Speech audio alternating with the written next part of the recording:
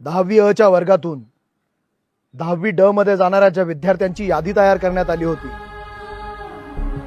त्या विद्यार्थ्यांकडून त्यांनी केलेल्या चुकीबद्दल शाळेला माफीची अपेक्षा होती.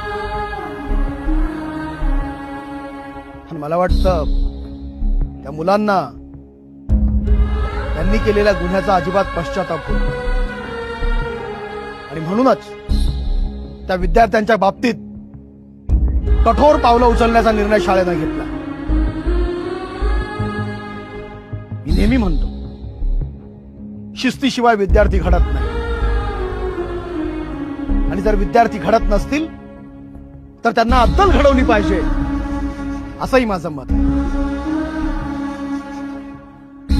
याबद्दल अधिक कांबळे सर तुम्हाला सांगतील. कांबळे सर.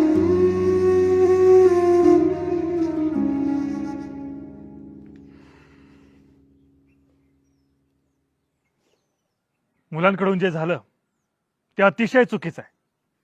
याचं समर्थन शाळा किंवा कुणीही इतर शिक्षकेतर कर्मचारी करत नाहीत. आईला कांबळे बी तसला